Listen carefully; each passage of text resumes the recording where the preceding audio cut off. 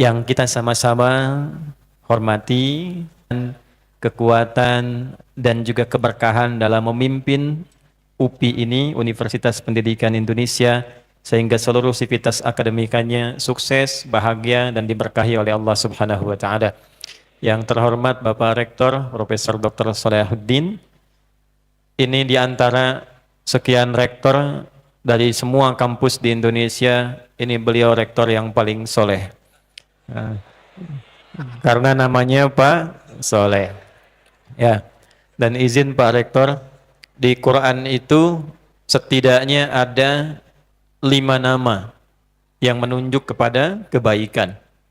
1, dengan cepat Quran surah kedua Al-Baqarah di ayat ke-168 sampai 169 itu menunjuk pada kebaikan fisik.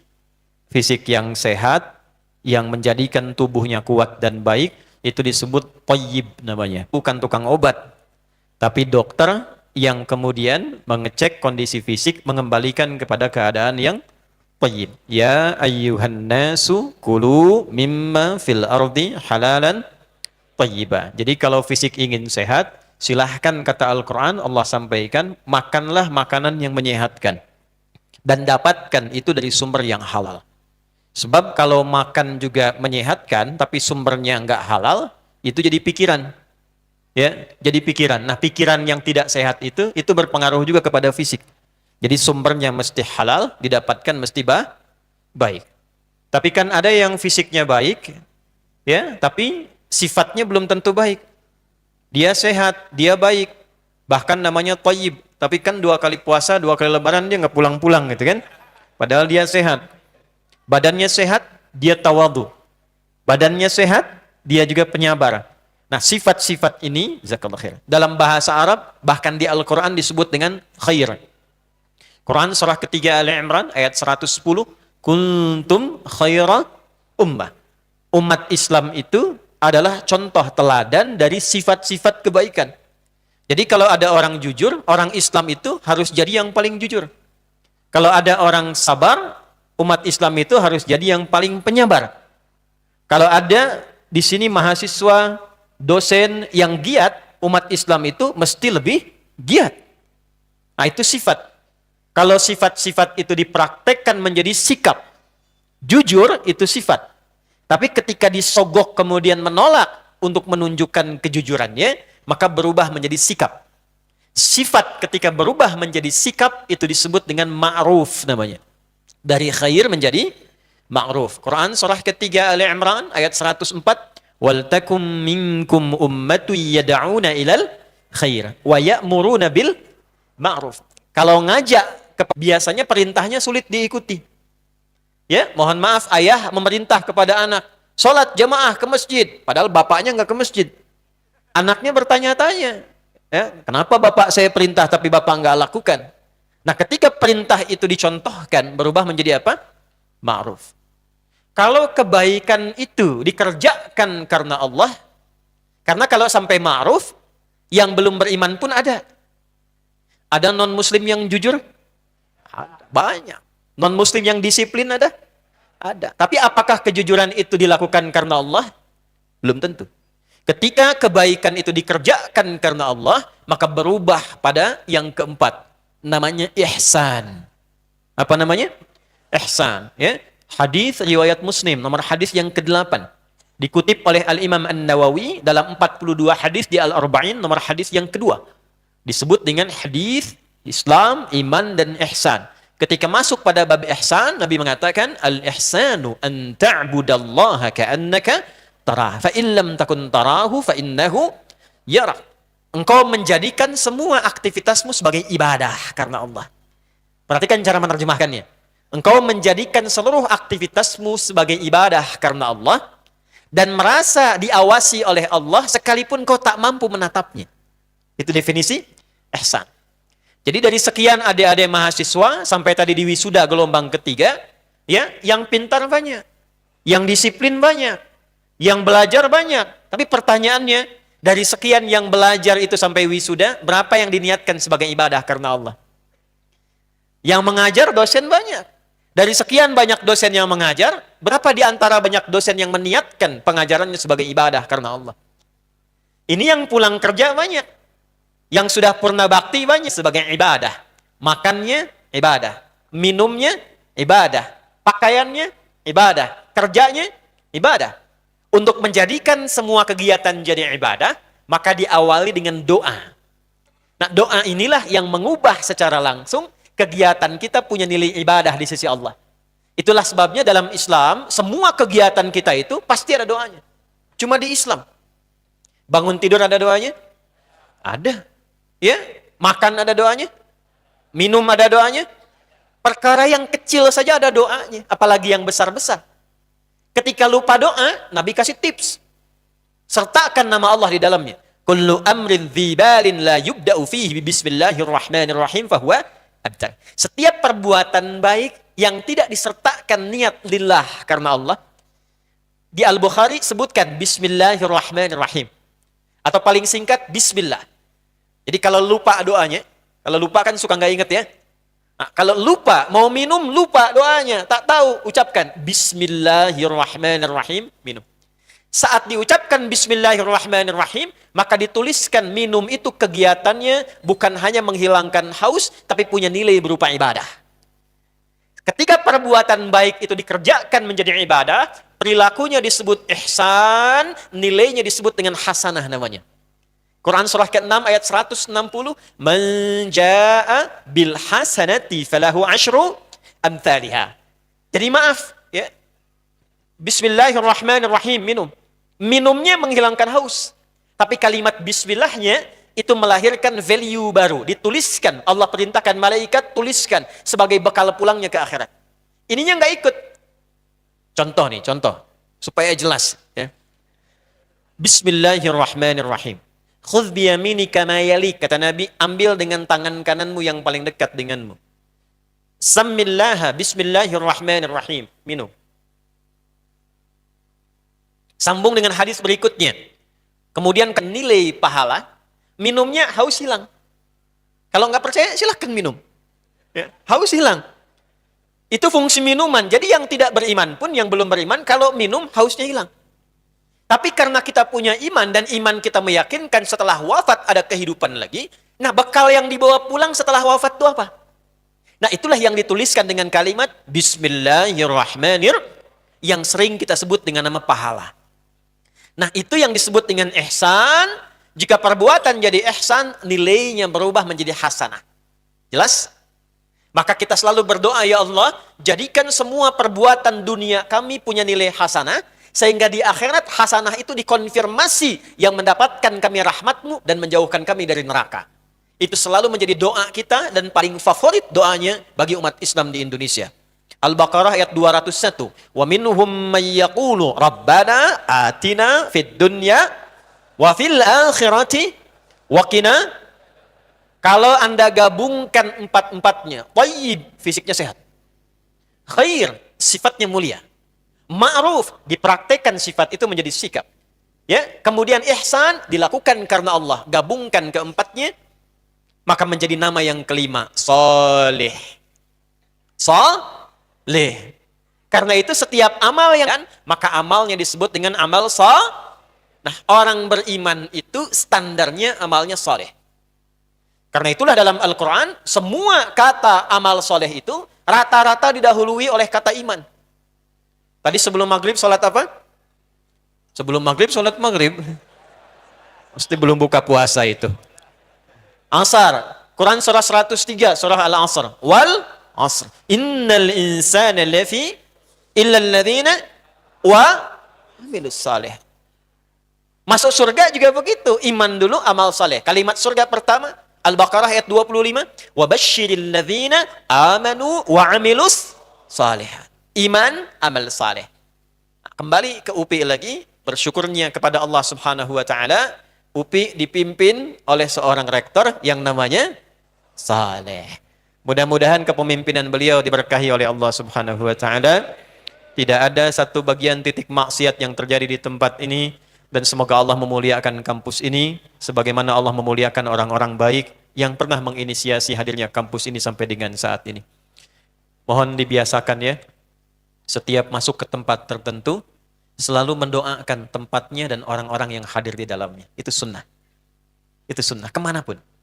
Ya, sunnah di Al-Quran dan hadis. Jadi kalau masuk ke gerbang UPI, bukan hanya mahasiswa. Saya pakai jas ini bukan ingin memantaskan diri, tapi mengikuti sunnah untuk menghormati kampus ini. Jadi begitu masuk, langsung doa.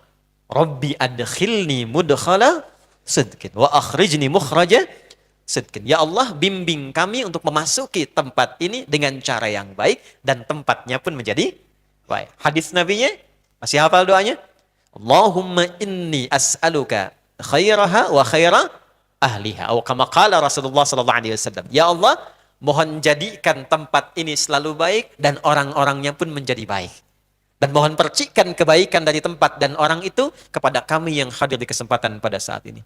Biasakan kemanapun kita memohon dan datang pertama kali, bacakan doa itu, maka insya Allah kita kalaupun masuk tempat baru, di daerah yang baru, jalan-jalan ke negara tempat baru, punya jabatan baru, bacakan doa tadi di Al-Quran dan hadis, Allah akan selalu menjaga kita di setiap situasi dalam kebaikan. Ya. Jadi ini yang kami sampaikan, kami ucapkan terima kasih Pak Rektor dan keluarga besar UPI terhormat malam ini berada di sini, dan kami doakan mudah-mudahan wisuda yang telah berlangsung hari ini pada angkatan ketiga atau gelombang ketiga insya Allah melahirkan wisudawan wisudawati yang diberkahi oleh Allah Subhanahu wa taala. Itu pembukaan. Malam hari ini adalah edisi spesial untuk kajian Aqsa Al-Quran Sunnah Solution. Dan karena spesial, kita akan menghadirkan bahasan khusus di malam hari ini.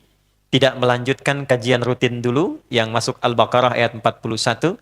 Tapi ini karena kajiannya di tempat kita berfikir dan tempat kita terdidik, kita ingin mengambil satu bagian dari hadis Nabi SAW dan juga ayat dalam Al-Quran yang menanyakan kepada kita tentang sepanjang kita hidup sampai detik ini, mau kemana sebetulnya kita berkehidupan. Ini inti pengajian kita malam hari ini. Fa'aina tadhabu. Allah yang mencipta kita bertanya kepada kita, mengkonfirmasi. Dan pertanyaan ini Allah sudah tahu. Tapi ada ciri khas dalam Al-Quran. Kalau kita ditanya rahmatullah oleh Allah Subhanahu wa taala tentang sesuatu yang Allah sudah ketahui sebetulnya tentang kita, itu sesungguhnya kita diingatkan kembali, disadarkan kembali. Jadi pertanyaan dari Al-Quran ini, uslubnya, gaya bahasanya, meminta kita untuk merenungkan dan sadar kembali. Fa'aina tadhhabun? Fa harfu atfin rabitin baina syai'aini bila hudud. Paham? Tidak. Fa huruf sambung, konjungsi, yang menyambungkan dua peristiwa tanpa jeda, yang harus segera cepat direspon dan dilakukan tanpa jeda. Peristiwa pertama, kita berkehidupan dari dilahirkan sampai sekarang kita duduk i'tikaf di masjid ini. Beragam usia kita. 40 tahun ke bawah, 40 tahun ke atas. 20 tahun, 30 tahun, 40 tahun, 50 tahun, demikian seterusnya. Peristiwa pertama. Dari sekian banyak aktivitas yang kita kerjakan, maaf, di situ maksiatnya di situ, ibadahnya di situ. Sampai malam ini. Peristiwa pertama terjadi. Peristiwa keduanya disadarkan kita oleh Allah sampai malam hari ini, dari semua kegiatan yang telah engkau kerjakan, sebetulnya engkau mau kemana di hidayat? Tanyakan pada diri masing-masing. Hei Asep, ada Asep di sini? Oh banyak ya. Gantilah, ini pasti nggak ada nih. Hei Suneo, misalnya, yang nggak ada aja kan? Kamu mau kemana? Hei Adi Hidayat, sudah sekian puluh tahun kau berkehidupan di muka bumi. Sebetulnya kau mau kemana? Dan menariknya dari semua kehidupan itu, kita punya keyakinan satu saat kita akan pulang. Bahkan ketika lihat orang pulang, kita katakan apa? Inna lillahi wa inna ilaihi. Ingat loh ya Pak Ibu, seringkali yang mengucapkan itu, pengucapnya nggak sadar. Ya bahasa sopannya nggak tahu artinya. Kan kalau kita mengatakan inna lillahi, itu tinggal kita diinfokkan, kita menyolatkan, kita mengantarkan ke kuburnya, atau mendengar lantas kita mengucapkan inna lillahi wa inna ilaihi raji'un, Al-Baqarah ayat 156, itu artinya begini, engkau telah mendahuluiku saat ini, aku pun sama milik Allah. Engkau dan aku, kita sama ya fulan. Kita sama ya fulanah, engkau mendahuluiku saat ini, kita sama, aku pun akan pulang. Karena engkau dan aku punya Allah. Inna lillah. Engkau dan aku pun punya Allah. Wa inna ilaihi, satu saat aku pun akan menyusulmu sama-sama pulang. Nah pertanyaan itu malam ini dibalik oleh Allah. Kalau engkau sadar engkau akan pulang, engkau akan kembali kepada Allah, maka fa'aina tadhhabun, sampai detik ini, sebetulnya apa yang engkau kerjakan? Dan engkau persiapkan untuk mencari bekal pulang itu. Gampangnya beginilah. Kalau kira-kira malam hari ini kita pulang, biasanya namanya pulang kan seneng ya Pak Rektor ya? Hah? Nih gini gampangnya. Saya tes satu saja. Kalau Ramadan selesai, kan mau Idul Fitri kan? Terus kita mudik pulang kampung. Senang tidak? Nah, si fulan pulang ke kampungnya. Senang? Mahasiswa sudah wisuda, pulang ke rumahnya. Senang? Umumnya semua pulang itu senang. Jamaah Al-Furqan malam ini akan pulang kepada Allah. Senang? Mau bilang senang takut pulang. Nggak senang emang pulang. Ya kan? Nah, biasanya problemnya satu. Orang pulang kampung itu senang kalau punya bekal. Anda kalau nggak percaya silahkan cek. Setiap Ramadan itu rata-rata orang kumpulkan bekal akhirat dan dunianya. Tiket kereta api habis 30 hari sebelum Id itu dimulai. Sebelum Syawal sudah habis. Tiket pesawat habis. Bis naik pun dibeli juga. Dan yang paling menarik, bekal disiapkan karena tahu akan pulang. Dan hebatnya bisa bebek, tapi bekalnya unta tuh. Ya. Nggak percaya silahkan dicek depan, kardus 1, kardus 2 ke atas, belakang, tempelin pohon pisang, gabung lagi belakang. Dan di belakang dituliskan kan, aku pulang, bikin status. Lalu status itu dikirim ke rumah, yang di rumah siap-siap kan? Iya kan? Karena senang itu, dicat kembali rumah. Semua diada-adakan, disambut dengan gembira. Yang nggak ada jadi ada, kreativitas meningkat, tuh kan? Itu kan, mohon maaf itu, kalengnya kan kaleng biskuit, tapi isinya bisa rangginang tuh. Ya. Saya nggak sebut nama supaya tidak di-endorse ya. Ya. Betul kan? Kenapa? Karena pulang, dan yang kedua bekalnya siap. Nah itu dijadikan miniasi kehidupan kita, untuk menunjukkan realitas hidup kita itu begitu, akan pulang. Makanya disebut Id itu pulang. Tempat pulangnya ma'ad. Innalladzi farada 'alaikal Qur'ana laradduka ila ma'ad. Ibnu Qayyim Al-Jauziyah rahimahullah bikin kitab Zadul Ma'ad, bakal pulang. Waktu pulangnya disebut dengan mi'ad. Ali Imran ayat 9, innallaha la yukhliful mi'ad. Allah bikin perjanjian, di antaranya janji untuk pulang, dan itu pasti terjadi. Nah, peristiwa ketika dijalaninya skala kecilnya disebut dengan Id. Jadi setiap Id kita ditunjukkan, satu saat kita akan begitu. Yang punya bekal, senang pulang. Yang kurang bekal, sulit pulang. Tak punya bekal, susah pulang. Sekarang malam ini kita ditanya kehidupanmu. Sekarang silahkan jabatan setinggi-tingginya, silahkan. Mau jadi pejabat apapun di kampus, silahkan izin Prof. Rektor, silahkan. Dekan, silahkan. Di militer, silahkan. Sampai bintang 4 jenderal, bintang 5 jenderal besar, silahkan. Alhamdulillah. Sekaya-kayanya silahkan. Seilmu-ilmu ditinggikan, silahkan. Tapi tetap ujungnya pulang. Dan ini saya ingatkan dari sekarang ya. Biasanya kalau orang pulang, itu berburu satu gelar. Gelar yang lain tinggal. Dan saya sudah mengalami bertemu dengan beragam tadi. Yang pintar bertemu. Yang pangkat tinggi jabatan bertemu. Yang hartawan bertemu. Kemarin baru mengunjungi salah satu, ya di antara yang sosok Allah titipkan harta yang cukup berlimpah luar biasa. Tapi pada akhirnya, puncak akhirnya itu dicari cuma satu. Gimana caranya saat pulang jadi almarhum? Cek di papan nisan. Ya, Jadi pangkat semua yang terkait dengan dunia, kedudukan, anugerah, itu tinggal. Tinggal dan tanggal. Selesai meninggalkan dunia, meninggal dunia. Itu bukan cuma wafat, bukan. Kalimat itu mengandung arti semua yang pernah dilakukan di dunia ditinggalkan. Tahu artinya almarhum? Almarhum itu yang disayang. Kita baca bismillah setiap hari, bismillahirrahmanirrahim, karena kita minta disayang di dunia dengan sifat rahman, disayang meninggalkan dunia dengan sifat rahimnya. Ketika di dunia mendapatkan rahim, meninggalkan dunia dapat rahim, pulang dari dunia yang mendapatkan rahim itu disebut dengan almarhum. Nah, sekarang bagaimana supaya menjadi almarhum itu? Di pembahasan malam ini, langkah strategis menuju almarhum. Belum ada kajian begitu kan? Ya? Ya. Belum ada tema yang sangat luar biasa itu. Ya. Belum ada kajian begitu kan? Ya. Langkah-langkah menjadi almarhum. Tuh, mesti kita bahas. Kita ada berapa menit lagi ke Isya? Tuh, mau almarhum tapi nggak hafal waktu sholat. Kumaha ya teh? Oh, coba cek ke atas. Berapa menit lagi? 1 menit lagi. Karena 1 menit lagi, saya berikan rahasia besar. Ini rata-rata berapa tahun usianya? Udah ambil tengah-tengah aja lah ya. Ambil tengah-tengah 40 lah ya.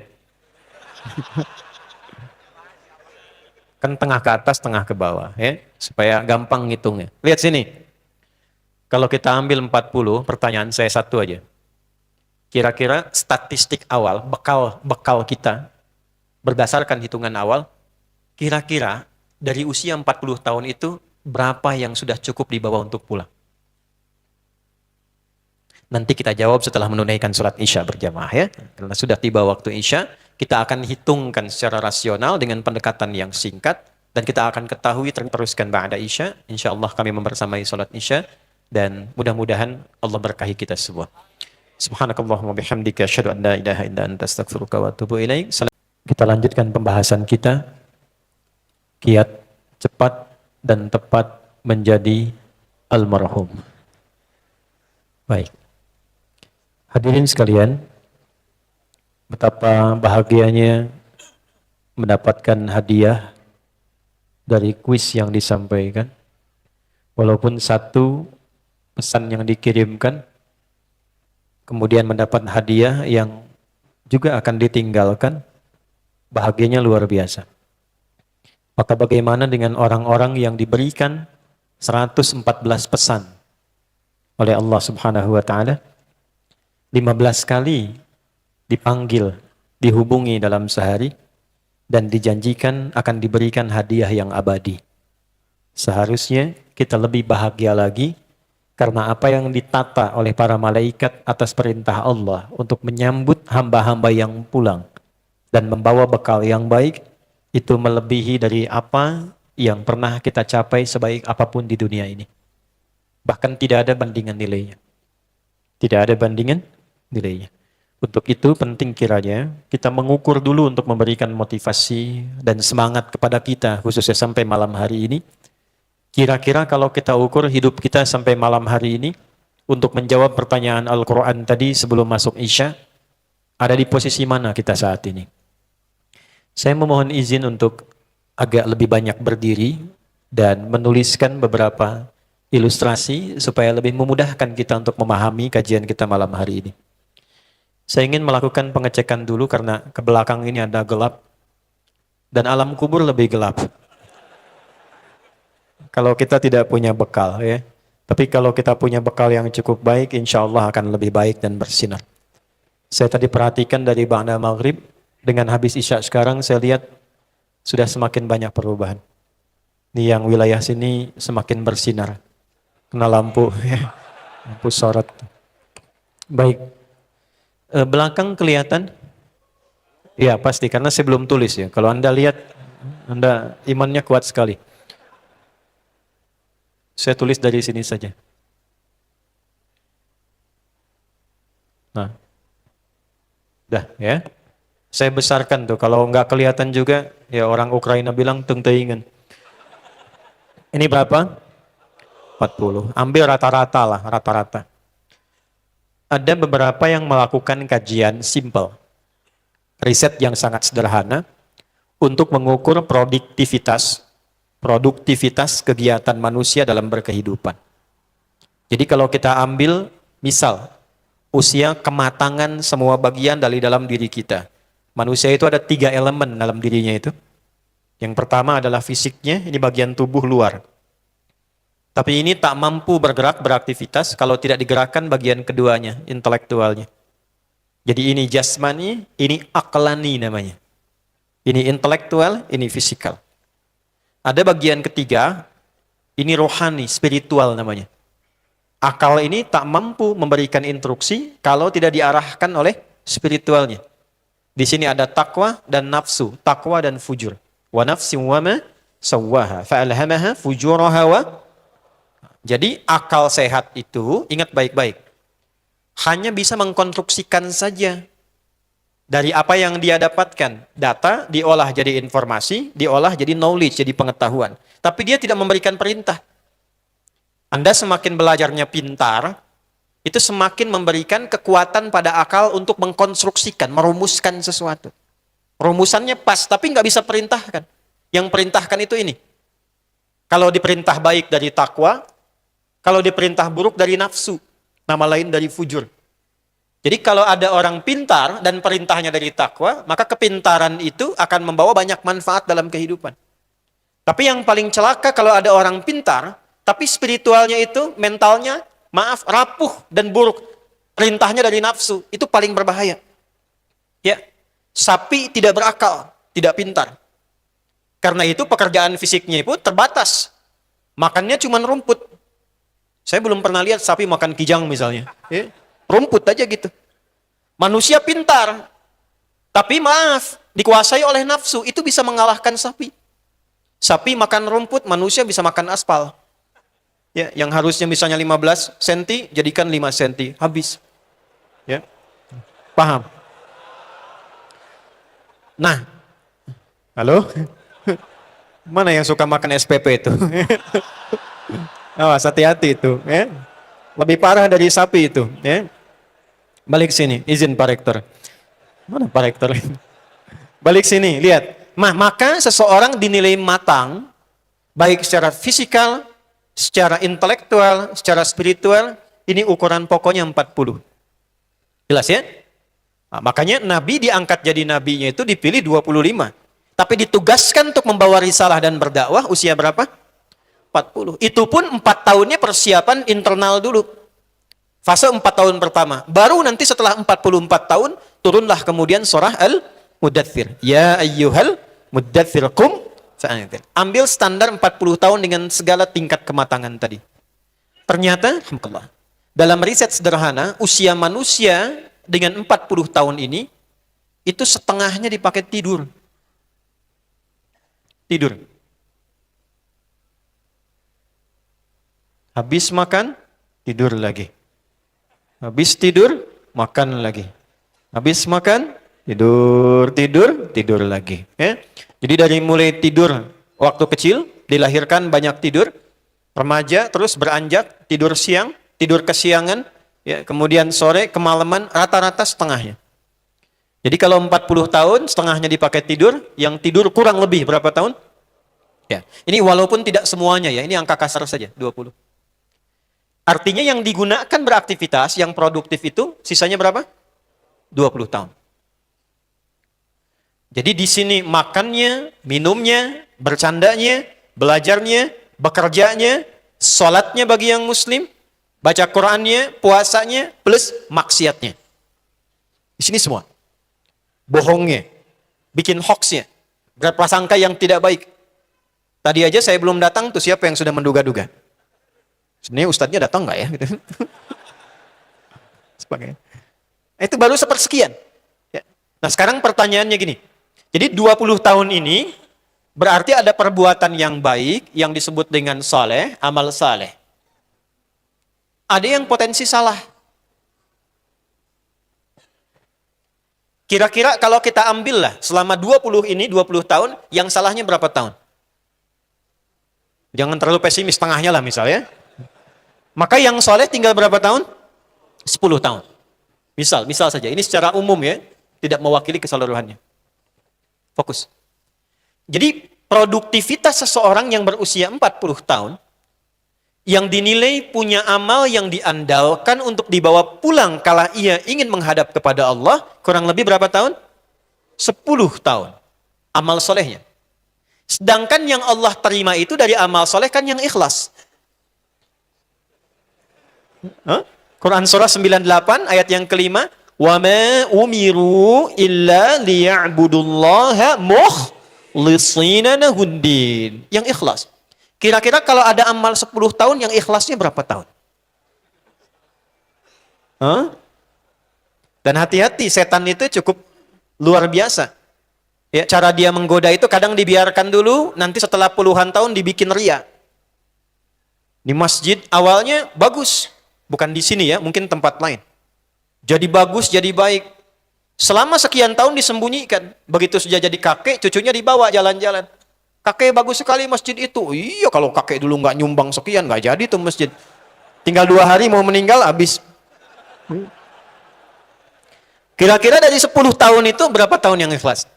Ambil setengahnya lah, jangan terlalu setahun mas. 5 tahun. 5 tahun. Baik. Jadi amalan produktif dari usia 40 tahun, contoh sederhananya, yang kira-kira diandalkan untuk pulang jadi amal soleh 10 tahun, yang ikhlas berapa? 5 tahun. Tadi salahnya berapa tahun? 10 tahun. Potensi amal yang dibawa, yang kita bisa bahagia dan banggakan di hadapan Allah, 5 tahun. Tapi potensi salahnya 10 tahun. Dan dalam potensi itu, masih doanya begitu pede, surga Firdaus. Bersama Rasulullah. Maka ditanya oleh Allah, kembali ke ayat tadi, At-Takwir ayat 26, Fa'aina tadhabun. Adi Hidayat, mikir enggak kamu sih? Sebenarnya kamu mau kemana? Sudah tahu usia mendekati 40 tahun. Sudah tahu banyak salahnya. Banyak waktu yang dibuang-buang. Banyak mainnya. Belajar tidak serius. Ya, hadis mengatakan duduk paling depan, nggak paham tanya, konfirmasi, jangan keluar kelas sebelum paham. Dari yang paham kemudian praktekan, yang praktekan ajarkan ke masyarakat supaya mengerti. Ilmu ada amalnya, amal ada nilainya. Ini sekarang kamu berharap Firdaus, masuk kelas, masuk kampus, duduk paling belakang, absen nitip, nggak pernah nanya, mau ujian pinjam fotokopian teman, terus masih bisa ketawa. Fa'ina tadhabun. Mereka mana maneh teh gitu kan. Itulah bahasa Perancisnya kurang lebih itu. Ya, perapatan Ciamis itu. Mau kemana? Sama dengan apa yang kita kerjakan saat ini. Yang cari uang tuh mau sampai berapa sih? Mau kemana? Berangkat gelap, pulang gelap, mencari sesuatu untuk dikumpulkan, setelah kumpul ditinggalkan. Aneh kan? Dan itu meluangkan banyak hal, menghabiskan banyak waktu, berangkat gelap, pulang gelap. Yang paling tidak lucu itu yang ironi, kadang bertengkar, berkelahi, menzalimi, mencaci, memaki, bikin hoax. Saya tidak Ustaz. Bagus. Tidak seperti dia tuh. Sama. Dan itu terjadi. Dan ironinya, apa yang dikumpulkan itu, dia sadar akan dia tinggalkan. Dan ditanya oleh Allah, sebetulnya kamu mau kemana? Hidupmu mau kemana? Bagaimana nanti? Ini poinnya. Nah, di titik inilah kemudian kita merenung. Ya, merasa amal sedikit, makanya takut pulang. Dulu orang senang pulang. Orang senang pulang, nunggu. Ini saya cuma informasi saja ya.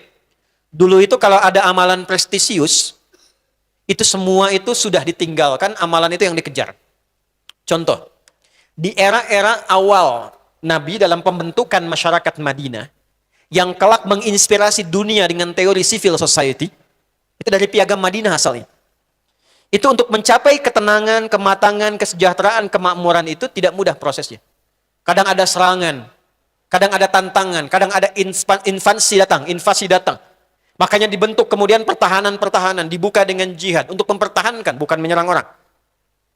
Maka ketika ada kemudian panggilan pertahanan itu nilainya langsung ditawarkan surga.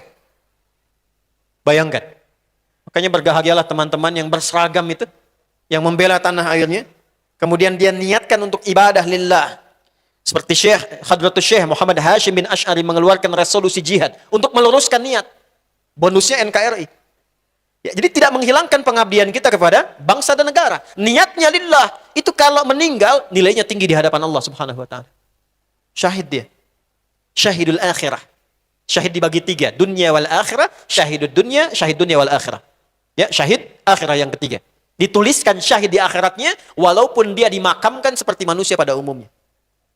Nilainya tinggi. Ada seorang baru datang berniaga. Sudah berbulan-bulan. Nyampe ke rumah. Disambut oleh istrinya.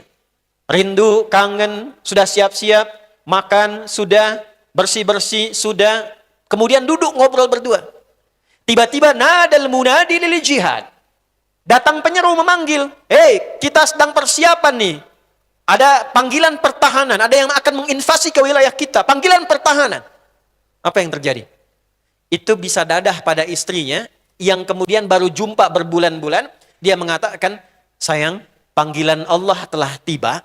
Abang pamit, kalau abang nggak pulang, kita ketemu di surga Allah Subhanahu wa ta'ala.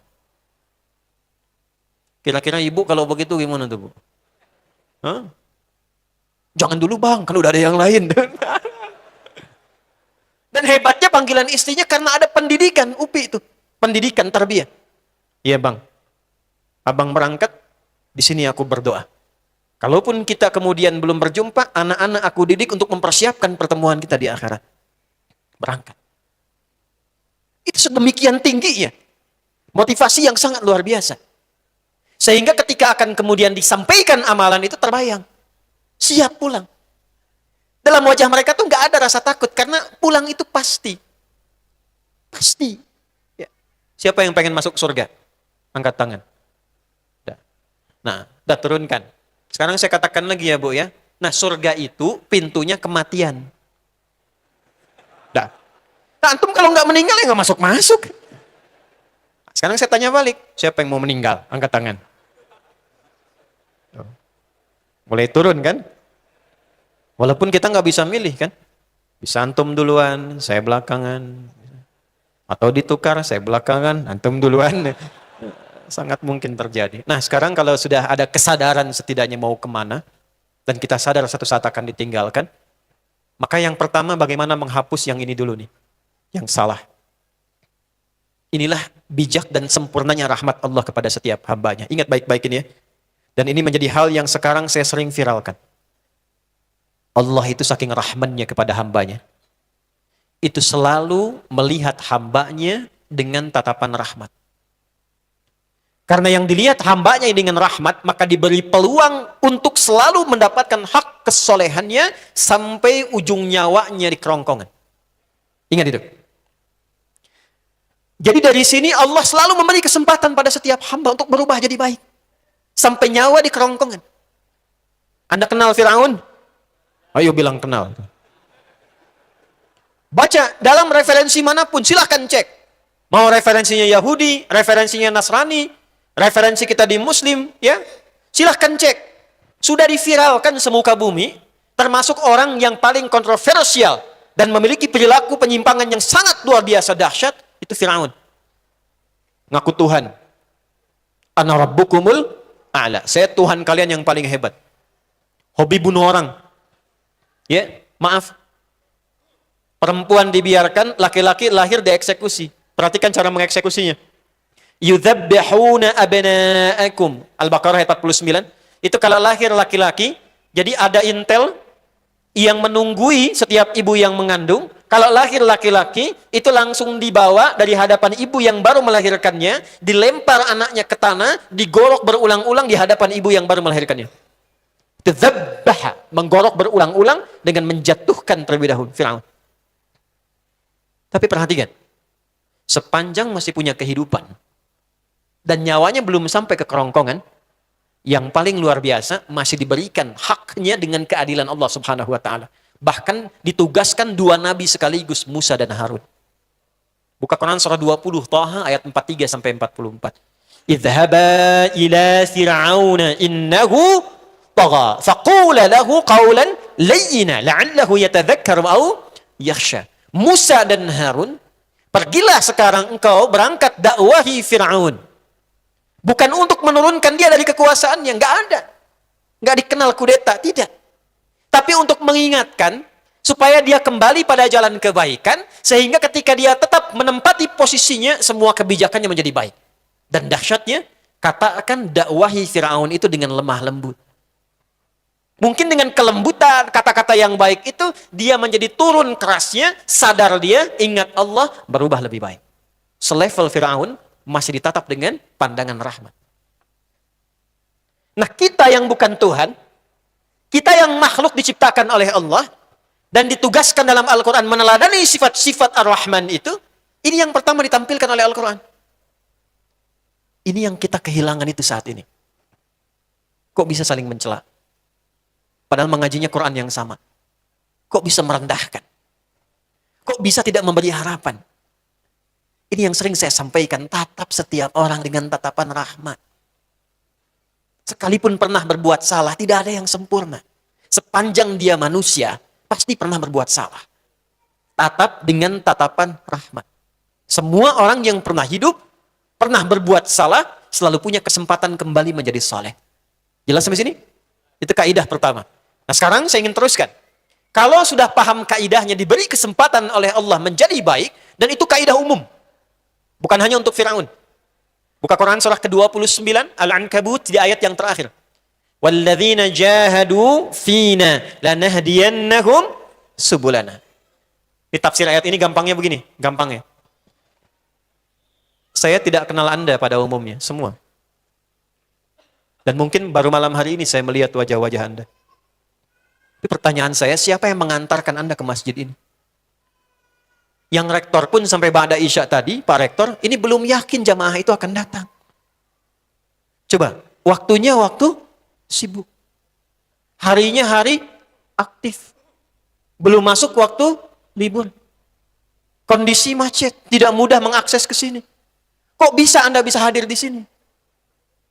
Siapa yang menggerakkan Anda ke sini? Kalau sudah merasa Allah yang menggerakkan ke sini, artinya apa? Allah memberikan cintanya kepada kita untuk menanamkan hidayah dalam diri kita. Dan gak tanggung-tanggung yang didatangkan pun ustadznya namanya hidayah. Jadi apapun yang pernah kita rasakan dalam hidup, ya, kok bisa ke sini? Yang niat mau curi sendal, kok bisa ke sini gitu? Yang niat pengen mendapatkan bagian kotak infak, kok ada di sini? Hah? Kok bisa masuk ke sini? Siapa yang mengarahkan Anda ke sini? Itulah nikmatnya hidayah. Kalau sudah mendapatkan itu, dapat bagiannya yang tidak semua orang mendapati itu, mungkin beberapa bagian lihat informasi ada kajian malam hari ini. Tapi kenapa Anda yang hadir di sini? Itu cinta Allah diturunkan. Kalau sudah diturunkan cepat ambil itu, boleh jadi dalam kondisi demikian, hal pertama yang Allah berikan kepada Anda bukan dunia. Allah kalau mencintai seorang hamba, yang diberikan pertama kali bukan dunia. Karena dunia itu sangat murah, gampang. Yang diberikan oleh Allah adalah menggugurkan seluruh dosa-dosa dan kesalahannya. Itu ada di Quran surah ketiga Ali Imran ayat 31. Qul in kuntum tuhibbunallaha fattabi'uni. Perhatikan persamaannya. Yuhibbukumullahu wa yaghfir lakum dzunubakum. Kalau Allah sudah mencintai seorang hamba, apa kata Allah? Wa yaghfir lakum dzunubakum. Yang pertama aku berikan bukan dunianya, bukan hartanya, bukan pangkat, bukan kedudukan. Tapi ketika Allah mencintai seorang hamba, Allah akan gugurkan dosa-dosanya, dimaafkan kesalahannya, dihilangkan sifat buruknya, dan dirubah dia menjadi pribadi yang lebih baik. Silahkan buka Quran surah kedua Al-Baqarah, di akhir ayat 222. Lebih tegas lagi. Kalau Anda belum yakin kata Allah, Allah gunakan inna sebelum informasinya dibuka.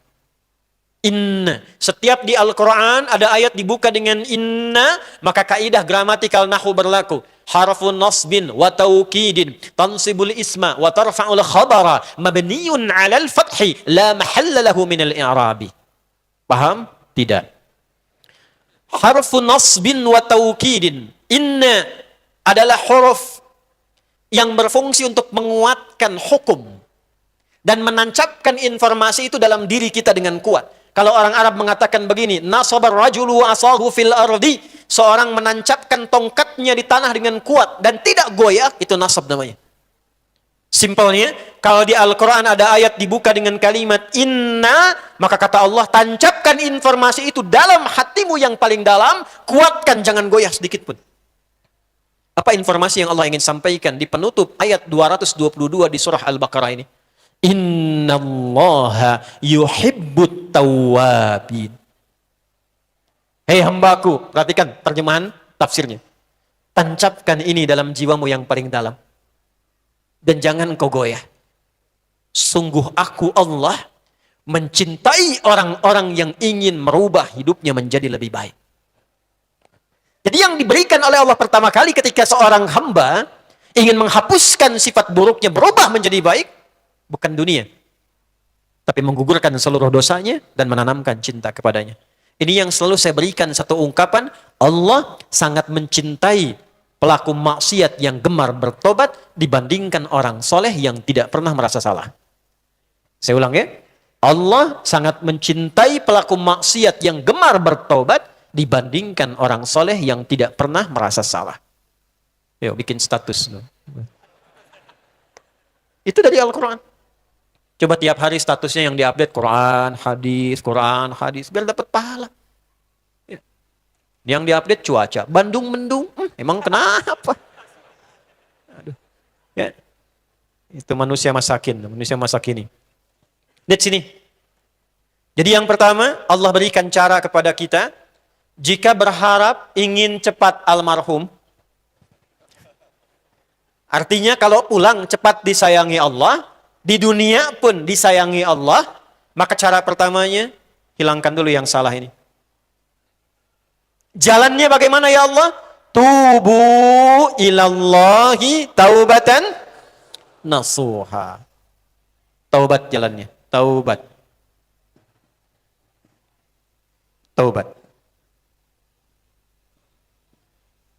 Ini ada rel kereta, jalurnya lurus. Ini sampai ke tujuan. Tiba-tiba ada jalur yang belok sini. Salah jalur nih. Ya, salah jalur. Maka bagaimana kemudian supaya ini kembali pada jalan yang benar? Dibelokkan ini diberi lagi jalan untuk kembali lagi ke jalur yang lurus. Nah ketika Anda, saya, kita pernah berbuat salah belok dalam hidup dan ingin kembali ke jalur yang lurus, jalurnya ini dalam Al-Quran disebut dengan taubat. Kembali ke jalan yang lurus. Kembali menata menjadi saleh. Ketika seseorang melakukan taubat dengan benar, bonus yang Allah berikan di dunia, hilang salahnya nih. Hilang salahnya. Dan ini rahasia di antara kita malam ini ya. Dan saya belum pernah bagi dimanapun ini. Jaga baik-baik ya. Di Al-Quran, itu indahnya dan menunjukkan kebenaran Islam sebagai agama yang diridhai oleh Allah Subhanahu wa Ta'ala. Dan menunjukkan kebenaran ketuhanan Allah Subhanahu wa Ta'ala yang maha mengetahui setiap ciptaannya. Itu setiap pelanggaran yang berpotensi kita lakukan selalu diiringkan dengan kalimat taubat. Setiap potensi yang dilakukan oleh manusia ketika berbuat salah itu diiringi dengan kalimat taubatnya. Misal, kita beri contoh. Mata, apa fungsinya? Bukan. Tuh, kan? Udah lama hidup masih salah. Mata itu untuk manusia fungsinya bukan sekedar melihat. Kalau hanya melihat, nanti nggak ada bedanya dengan hewan. Bahkan mata hewan dalam situasi tertentu lebih tajam dibanding manusia. Coba mata elang dengan mata kita tajam mana? Elang di udara, anak ayam masih kelihatan. Antum naik pesawat Garuda, itu ya, anak sendiri nggak kelihatan. Tuh, nggak apa-apa saya sebut Garuda karena BUMN. Alhamdulillah. Ya, untuk negara kita harus optimal. Apa saja kita support selama itu baik. Tapi jangan dikorupsi Pak. Ya. Kamera langsung. Kita sudah siapapun. Balik sini. Kenapa nyampe ke situ? Jadi apa bedanya mata kita dengan mata elang? Ya. Manusia bisa rabun matanya? Bisa. Ayam rabun juga. Ya, apa bedanya dengan ayam? Bedanya mata hewan tidak dihisap, mata manusia dihisap. Ini mata dihisap nanti nih. Bahkan jenis-jenis kesalahan pada mata itu lengkap dengan hukumannya bagaimana. Yang suka ngintip, ada hadisnya tuh, matanya bagaimana tuh yang suka ngintip itu. Ya. Dari ngintip istri orang sampai ngintip jawaban ujian itu ada. Awas tuh. Ya. Ada. Coba ngajinya diperbanyak lagi. Mata kita dihisap, mata hewan tidak. Karena itu standar mata manusia itu kalau yakin bahwa dia akan pulang kepada Allah, yakin bahwa dia akan diverifikasi semua amalnya itu, maka yakin jika dia dihisap dengan teliti, yakin tanpa ragu itu disebut iman namanya. Pemiliknya disebut mukmin. Kalau banyakkan disebut dengan mukminun. Kalau jadi objek untuk diberitahu namanya mukminin. Buka Quran surah Cahaya ayat 24. Ya, surah 24, ayat 30 untuk laki-laki, ayat 31 untuk perempuan. Quran surah ke-24, ayat 30 untuk laki-laki, ayat 31 untuk perempuan. Perhatikan kalimatnya tegas sekali. Qul lil mu'minina. Ya Muhammad sallallahu alaihi wasallam. Sampaikan, viralkan kepada semua yang punya keyakinan bahwa dia akan dihisab oleh Allah. Yang yakin dia akan pulang. Yang yakin dia akan ditanya. Yaghuddu min absarihim. Jaga pandangannya. Pandangannya diatur oleh imannya hanya untuk melihat yang baik-baik saja. Yang tak baik, jangan lihat. Jadi kalau kita merasa punya iman, yakin akan pulang, ini mata saja diatur. Apa fungsi mata? Kata Al-Quran, lihat yang baik-baik. Tak baik, palingkan. Perempuan juga begitu, jangan dikira untuk laki-laki saja. Ayat 31-nya, wa kullil mu'minati. Dan katakan pula, viralkan, sampaikan. Bahasa sekarang konteksnya viralkan. Ya. Sekarang kan musim viral. Kalau nggak viral kurang diketahui. Viralkan. Pada perempuan-perempuan yang yakin dia akan dihisab. Dia beriman. Maka gunakan imanmu untuk membimbing matamu. Lihat yang baik saja. Tak baik palingkan. Itu kalau benar dipakai jadi cahaya tuh mata itu. Dan mengikis potensi-potensi terjadinya tindakan yang menyimpang. Pulang dari sini lihat sendal. Beda menatap pakai iman dengan nggak pakai iman lain. Begitu mau dipakai, kata imannya, itu bukan sandalmu. Tuh sandalmu yang itu. Tuh kalau mau ngecek iman ya, nanti keluar, coba iseng-iseng pakai sandal orang lain. Ya. Tapi jangan diteruskan, ngecek aja ngecek. Ya. Jangan dipotong video saya, awas tuh. Rame lagi. Ya. Masukin aja ke sandal orang, masukin aja coba. Itu kalau imannya masih bekerja, itu langsung, itu bukan punya kamu.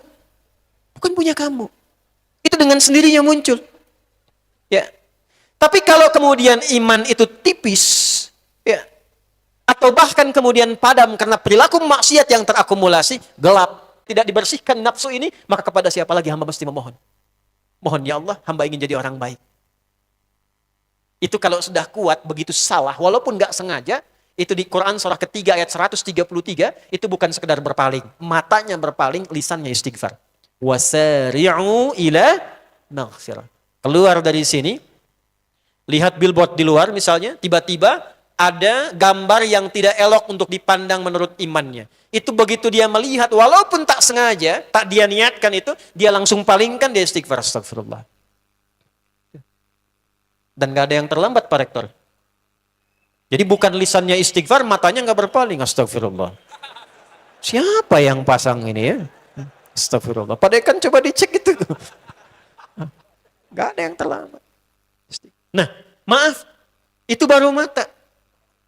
Sampai ke perbuatan-perbuatan besar. Misal, ya, dalam hidup nih. Berbuat sesuatu yang tidak pantas, sampai ke tingkat tertinggi, dosa besar misalnya, ada pembunuhan. Itu sampai ada zikirnya juga. Ya. Rabbi inni zalamtu nafsi faghfirli. Itu diajarkan Nabi Musa alaihi salam. Ada zikirnya. Salah dalam tugas, harusnya diamanahi tugas, ditinggalkan karena kepentingan tertentu.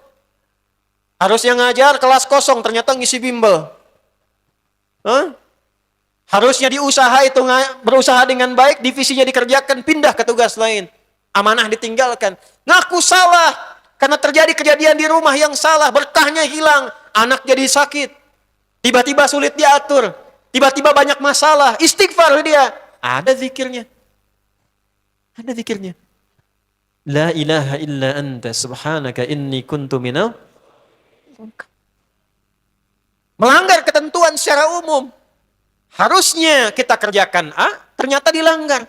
Sudah tahu berbohong itu salah, bohong. Sudah tahu berselisih itu salah, berselisih. Sudah tahu mencela itu salah, mencela. Lantas kita ingin memperbaiki itu, turun lagi zikirnya. Rabbana zalamna anfusana wa illam taghfir wa lanakunanna minal. Puncaknya. Ini hanya Allah turunkan untuk umat Nabi Muhammad SAW. Catat ini ya. Dan saya belum pernah bagi dimanapun yang ini, yang versi lengkapnya. Kalau bisa dilakukan, bukan hanya dosa digugurkan. Tapi setiap hurufnya mempercepat terkabulnya doa kita di hadapan Allah Subhanahu wa Ta'ala. Ya. Ada 2 surah di dalam Al-Quran yang bila 2 surah ini dibacakan, itu setiap hurufnya dihitung bisa berpotensi menggugurkan dosa sekaligus mengabulkan doa-doa yang dimintakan. Sepanjang doa itu baik untuk urusan dunia akhirat kita. Kalau salah satu kurang baik diperbaiki oleh Allah. Misal dunia baik tapi akhirat tidak, maka diperbaiki oleh Allah kepada yang lebih baik. Surat pertama Al-Fatihah, surah kedua Al-Baqarah.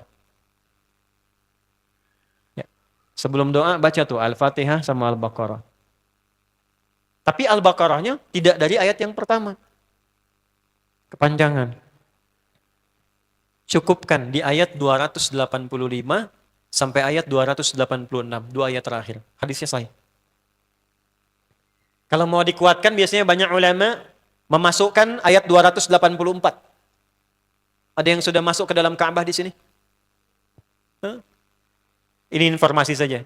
Dan 3 ayat ini, Al-Baqarah 284, 285, 286, itu ayat yang dituliskan di dinding Ka'bah. Itu yang saat berhala dikeluarkan, gambar-gambar dihapus, itu ya, syair-syair diganti dengan ayat Quran, sehingga jadi kain kiswah Ka'bah di luar. Itu ada sejarahnya. Yang di dalam pun dihiasi dengan hiasan ayat Al-Quran. Di antara yang dituliskan itu Al-Baqarah ayat 284, 285, 286. Intinya di 285 dan 286-nya. Tadi rakaat pertama yang saya bacakan dalam salat Isya. Hadisnya sahih. Itu spesial malaikat Jibril turun kepada Nabi Muhammad SAW mengabarkan kabar gembira siapa yang membiasakan membaca Al-Fatihah. Ya, kemudian 2 ayat terakhir di Al-Baqarah dari amanar rasulu sampai fangsurna 'alal qaumil kafirin, tidaklah dia membacakan itu kecuali setiap hurufnya dijaminkan mengabulkan doa-doa yang dia mohonkan sepanjang benar doanya dan tidak diselimuti maksiat. Ini maaf ya. Ini saya minta maaf dulu nih. Kalaupun Anda benar doanya khusyuk sampai nangis, tapi ada selimut maksiat dalam permohonan doa itu pengabulannya mental lagi. Hadisnya sahih. Thumma dzakara rajula yutilu as-safara ash'atha aghbara yamuddu yadayhi ila as-sama' fayaqulu ya rabb. فقال رسول الله صلى الله عليه وسلم أن يستجاب لذلك فمطعمه حرام مشربه حرام ملبسه حرام وغذي بحرام فأن يستجاب لذلك. رواه Muslim. Nabi mengisahkan seorang lelaki menempuh perjalanan jauh. Awas, menempuh perjalanan panjang untuk ketaatan itu mempercepat doa dikabulkan 2 kali lipat dibanding orang biasa. Makanya kalau ada orang mau ke Mekah umrah, mau haji, titip doa. Ada yang mau beasiswa ke Madinah, ke Mekah, ke Al-Azhar, ke Mesir, titip doa. Saya biasanya kalau mau berangkat umrah, Ustaz titip doa, ayo tulis banyak tuh. Nggak saya baca. Saya simpen aja, ntar dekat Ka'bah, ya Allah engkau maha mengetahui. Ya. Mohon kabulkan semua doa-doa ya dari teman-teman jamaah yang dititipkan dalam kertas yang telah mereka tuliskan itu. Simple Pak, daripada capek kita bacakan satu-satu. Dan alhamdulillah biasanya ya insya Allah terkabul. Insya Allah. Itu perjalanan jauh. Nah orang ini menempuh perjalanan untuk sekedar berdoa. Safar. Ya, safar yang baik. Kemudian yang kedua, yamuddu yadaihi ilas sama. Dia mengangkat tangannya ke langit. Ini saya tidak bermaksud mengajarkan ya, cuma menunjukkan prakteknya begini nih. Ada yang bisa bantu saya nggak satu orang maju? Cepat. Yang depan aja, depan. Jazakallah khair. Mohon pegangkan mic sebentar. Terima kasih ya. Lihat sini. Gini. Nah, jazakallah.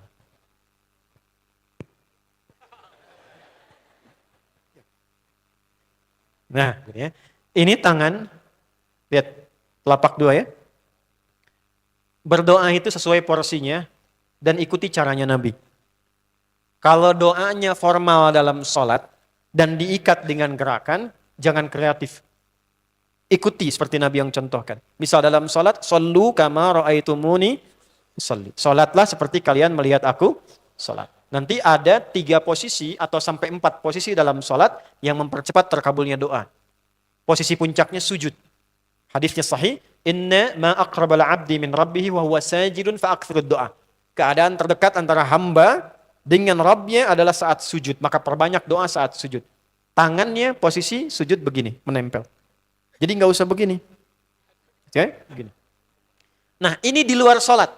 Di luar sholat, kalau berdoa, tangan begini. Lihat baik-baik ya. Ini kitabnya agak banyak, bahasanya panjang, saya berikan yang simpelnya saja ya. Baik. Ini kan teman-teman telapak yang kanan, yang kiri ya. Padukan begini. Ya. Lalu setiap Anda kan pasti punya garis yang kanan dengan garis yang kiri. Ada kan? Itu membentuk keseimbangan. Oh, ini bukan ilmu otak-atik ya. Ini ada sanadnya nih. Pertemukan 2 garis itu sehingga seimbang tangan ini. Tuh. Ini masalah sederhana tapi poinnya penting sekali. Sudah? Cara yang pertama begini. Ini di luar salat dan bukan dalam posisi saat istisqa, saat minta hujan. Begini, sudah? Pertemukan. Lalu letakkan sejajar dengan dada di sini. Ya. Jadi kalau dada itu, ini posisinya, ini nahar di sini. Ini ada rongga dari bagian atas dengan perut, ada rongga kosong. Nah ini yang disebut dengan sodrun di sini. Ya, kalau kita meletakkan telapak tangan saat sholat begini, letaknya di sini. Yang ini perut, yang ini nahar. Doa itu di sini. Jelas? Semakin kita memohon dengan lebih sangat, naikkan sedikit begini. Sudah? Kalau istisqa, minta hujan, agak lebih tinggi ke atas. Nah ini cara mengangkat yang standar di sini. Untuk memohon. Jelas? Oke. Jazakallah khair. Nah ini, orang ini, dia mengangkat tangannya. Jadi, melakukan perjalanan jauh, mengangkat tangannya, ya muddu yadaihi ilas sama. Orang yang berdoa dengan mengangkat tangan, itu dijawab doanya oleh Allah lewat keterangan Nabi SAW, itu bisa kama qala 2 kali lebih cepat dibandingkan dengan orang yang tidak mengangkat tangan saat berdoa. Jadi Anda cuma sekedar doa dengan mengangkat begini, itu lebih cepat potensi dijawabnya dengan mengangkat doa. Ada seorang bertanya pada Nabi SAW, hadis sahih, "Ya Rasulullah, bagaimana pendapatmu dengan seseorang yang meminta kepada Allah dengan mengangkat tangan?" Kama qala. Lalu Nabi mengonfirmasi, bertanya balik, bagaimana kalau ada seseorang memohon kepada Anda dengan mengangkat tangannya? "Pak, tolong Pak, tolong Pak, tolong." Gitu kan? Di depan rumah Anda, 1 jam begitu, "Pak, tolong Pak." Kira-kira Anda beri atau tidak? Minimal kalau Anda nggak punya kemampuan, Anda referensikan atau beri sesuai kemampuan Anda kan? Angkat tangannya. Dia jawab, "Saya malu kalau nggak ngasih." Apa kata Nabi? "Innallaha hayyun karimun." Allah itu lebih punya sifat peka untuk merasakan malu pada hambanya kalau dia tidak memberi ketika hambanya mengangkat kedua tangannya. Nah, nanti ada beda-beda posisi saat khatib Jumat misalnya 1 begini untuk khatib. Makmum mengangkat 2 tangan. Yang ketiga dia mengatakan, "Ya Rabb, Ya Rabb." Asma'ul Husna.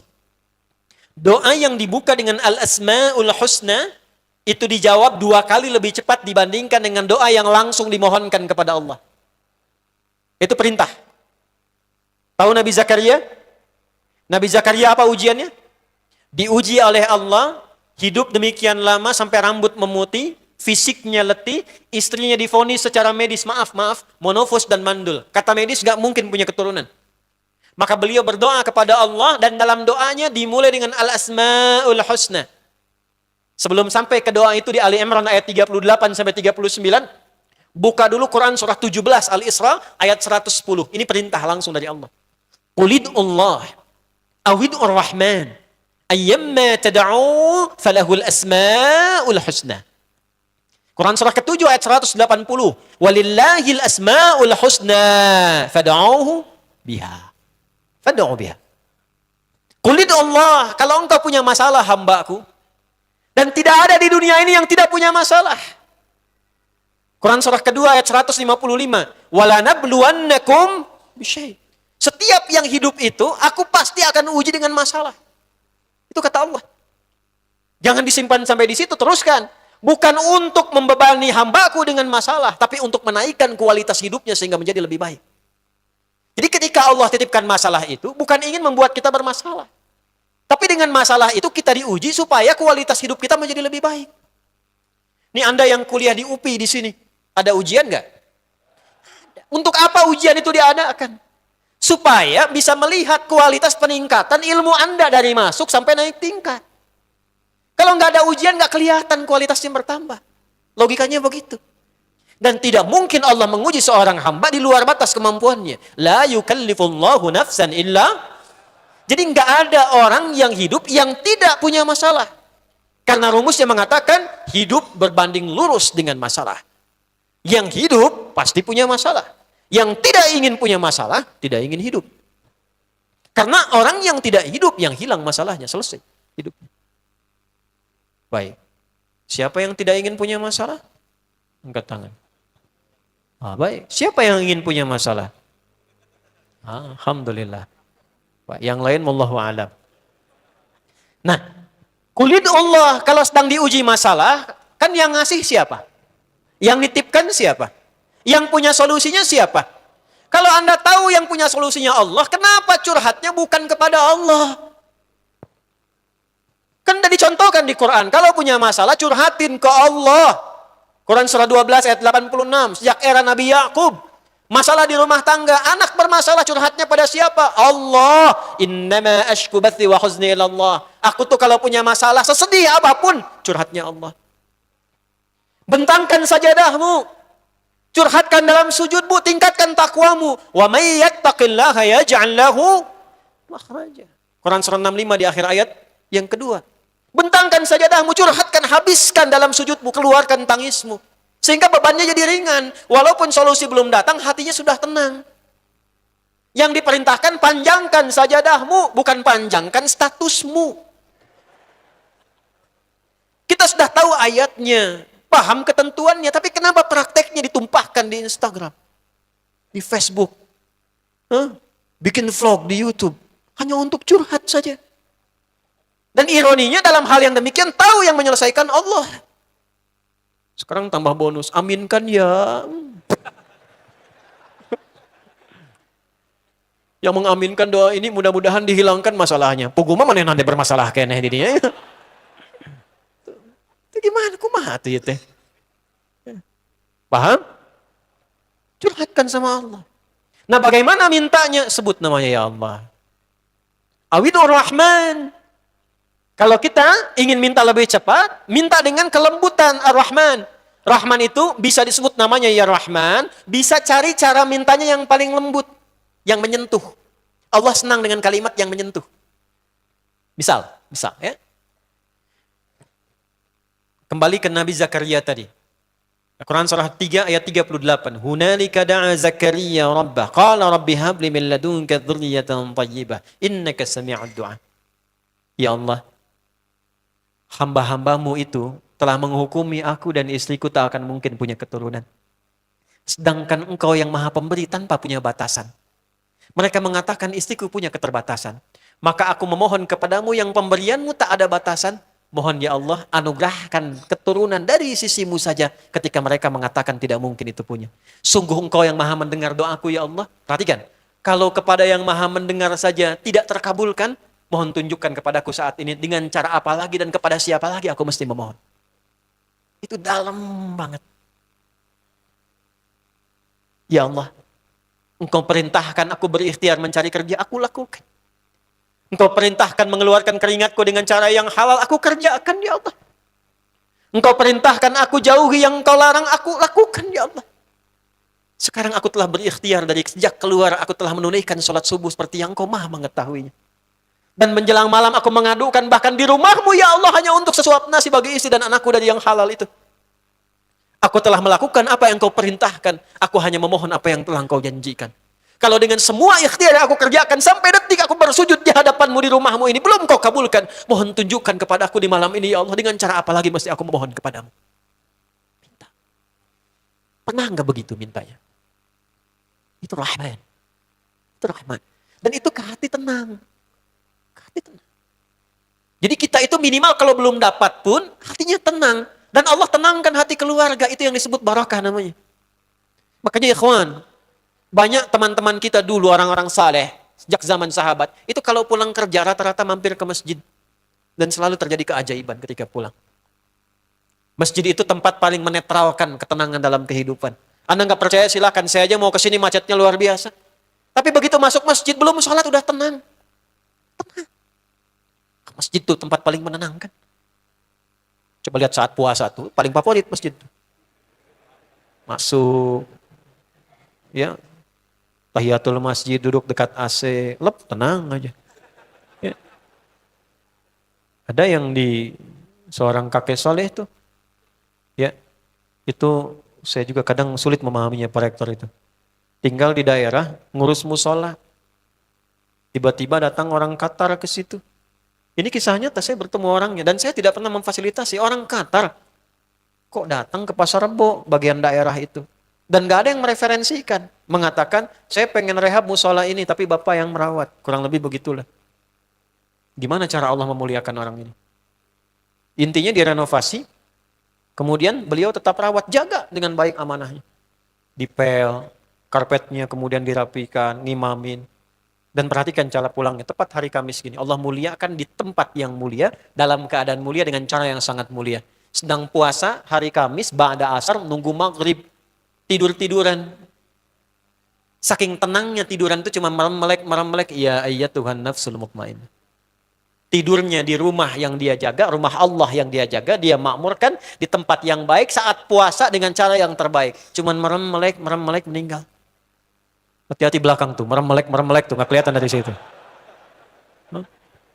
Mampir masjid. Sehingga kalau antum macet, jangan langsung ke rumah. Kalau mampir ke masjid, nanti oleh Allah diganti keadaan hatinya. Jadi yang dibawa ke rumah itu bukan aura kantor yang banyak pekerjaan. Bukan aura di jalan yang banyak pertentangan. Anda itu direktur di rumah sebagai ayah. Di kantor direktur sebagai pimpinan. Jadi kalau pulang ke rumah jadi ayah, bukan jadi pimpinan. Perusahaan selesai. Saat keluar meninggalkan perusahaan, selesai. Pak Rektor menjadi rektor di kampus. Keluar gerbang kampus, selesai. Ya, semua pimpinan selesai. Tapi kan nyampe rumah itu ayah yang ditunggu. Saya itu kiai, ustadz, ini saat ngajar sekarang. Nyampe rumah, gak ada yang kenal saya kecuali seorang ayah. Ini sampai sekarang anak saya belum pernah, ya, seumur-umur saya pulang dipanggil, Ustadz, kiai pulang. Gak ada. Buya. Dan Masya Allah, teman-teman yang nganter tadi tuh, sampai yang di sini nemani Bandung, tahu. Itu Pak, anak saya itu yang kecil, sampai dia bikin gambar. Ketika disampaikan ibunya, kami membiasakan kalau saya pergi, ibunya cerita tentang pekerjaan saya. Buya mengajar supaya Allah senang. Kalau Allah senang, nanti kakak, adik, semua, itu disukai Allah, nanti apa yang diminta Allah berikan. Kasihnya lewat bunda. Tapi karena Buya, mengerjakan apa yang Allah minta. Jadi kalau saya pulang, saya cerita tentang ibunya. Itu dituliskan oleh anak saya, tulisan gambar orang mau ngajar, terus berpisah dengan seorang anak, dia tuliskan di atasnya, I love you Buya, engkau adalah ayah terbaik yang Allah kirimkan untukku. Itu sampai saya simpen sekarang Pak, dalam tas kemanapun saya pergi. Karena anak saya menginginkan ayahnya. Bukan status yang melekat kepadanya. Ibunya ceritakan kapan Buya pulang, jam sekian. Itu anak 2 tahun dengan 4 tahun kakaknya, nomor 4 dan 3, kompak nungguin sampai tengah malam, jam 10, jam 11. Saya cepat kejar pulang, makanya kalau sudah pengajian jangan banyak nanya. Anak saya nungguin. Itu ditunggu. Kadang kirim voice note, kirim video. Buya udah sampai mana? Begitu nyampe rumah, Buya! Main kuda yuk, jadi kuda kita. Jadi kuda. Antum pulang tidur, saya masih jadi kuda. Jangan banyak nanya. Ingin ayahnya. Lalu siapa antum? Ya silahkan antum hebat di kantor jadi direktur manajer, silahkan. Nyampe rumah ayah. Istri butuh suaminya. Anak butuh ayahnya. Nah yang memberikan ketenangan itu masjid. Datang. Sehingga saat pulang rasanya enak. Minta sama Allah dengan bahasa Rahman. Kalau tahu ayyamma tad'u falahul asmaul husna. Kalau tahu Allah sudah membentangkan sekian nama sesuai kebutuhan kita. Asmaul Husna itu bukan sekedar nama-nama indah, kurang lengkap. Nama-nama terindah yang Allah berikan berisi jawaban dari semua masalah kita. Silahkan urut. Yang masalahnya di rizki, ya Razak. Anak kampus yang masalahnya di ilmu, ya Alim. Berapa kali Anda minta sebelum Anda belajar, ya Alim. Allahumma alimni ya Alim. Rabbi zidni ilman ya Alim. Pernah minta enggak? Saya sejak belajar, itu dari kecil SD diajarkan ibunda, sampai puncaknya di pesantren tuh kalau mau ujian, saya ke masjid nih teman-teman mahasiswa.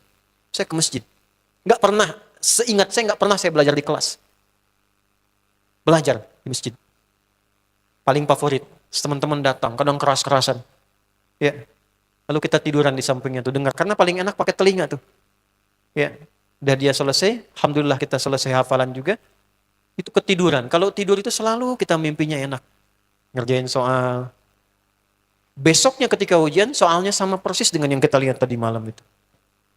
Hampir setiap ujian. Ya, saya katakan sekarang karena sudah lulus dari pesantren gitu kan. Gitu. Tapi itu terjadi. Itu ada rumusnya di Quran surah kedua di akhir ayat 282. Wattaqullah wa yu'allimukumullah. Ya Alim. Banyak masalah, ya sabar. Pengen solusi, ya Al-Fattah. Nabi Zakaria dibatasi oleh manusia, nggak mungkin, ini terbatas, istrimu ini begini, begini. Engkau sudah sepuh, fisiknya sudah letih, rambut memutih, nggak mungkin, mustahil. Maka dicari, disebut nama Allah yang memberi tanpa batasan. Wahab. Dimintakan, habli. Makanya di Quran surah Ali Imran ayat 38 kalimatnya pakai hab. Hunalika da'a Zakaria rabbah qala rabbi habli. Runut di Quran, semua kalimat al-asma'ul husna Anda akan temukan sesuai dengan masalahnya. Makanya kalaupun Anda hafal 99, kalau berdoa, saran saya, nggak harus semua dibaca. Pilih salah satu.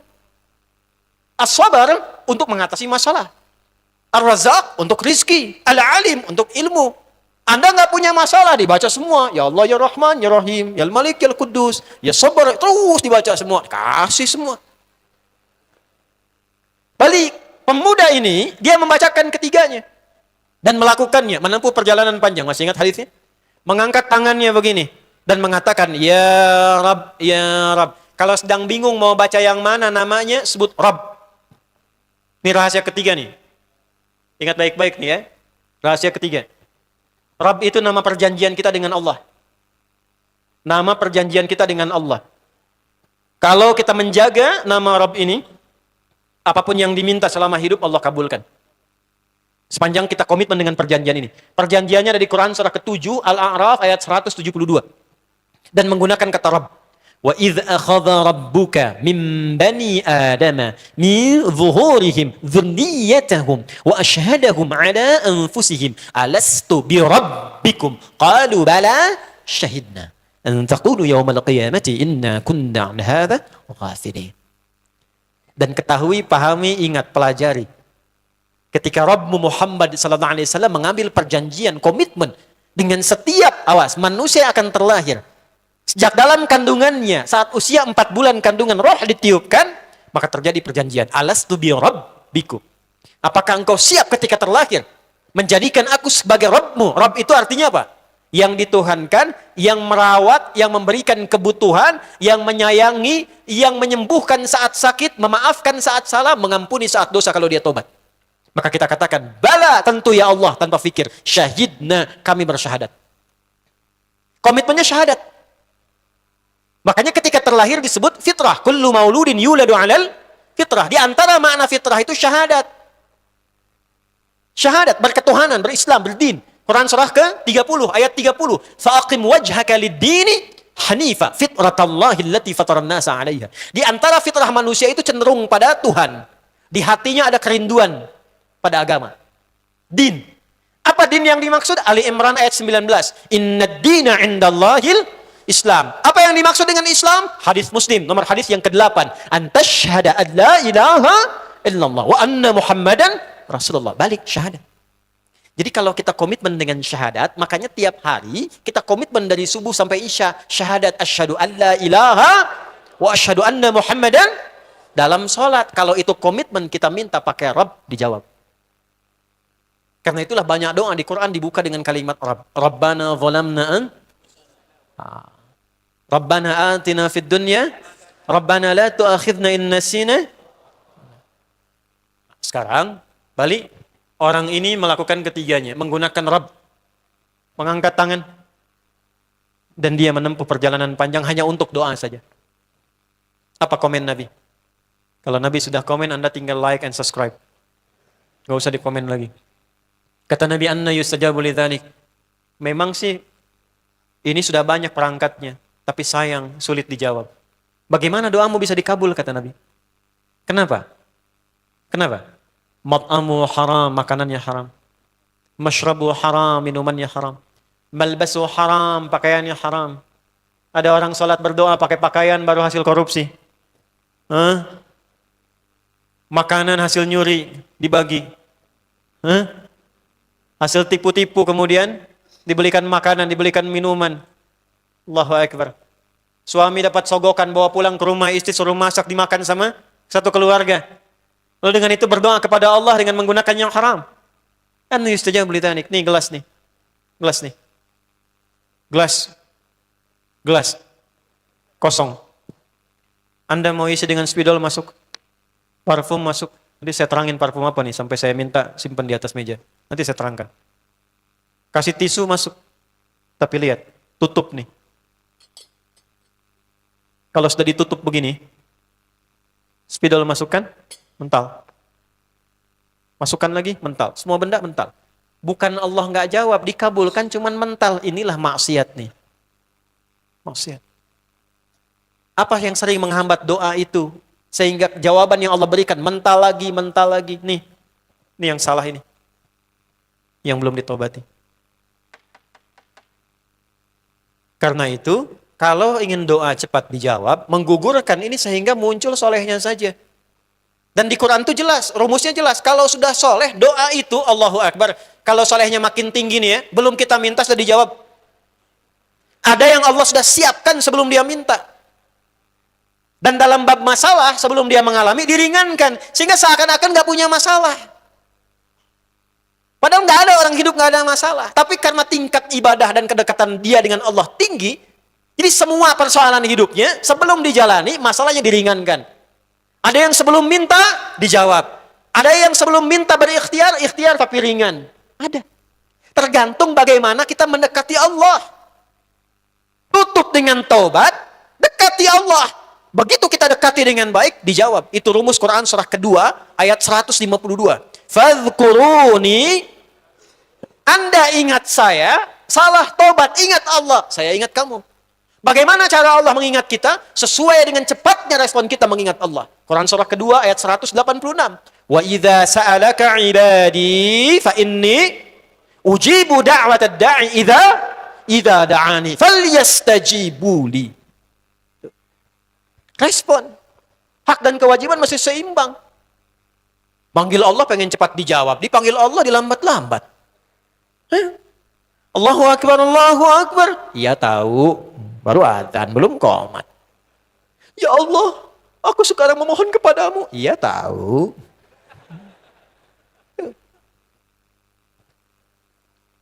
426. 416 bahkan sekarang. Subuh. Allahu Akbar, Allahu Akbar.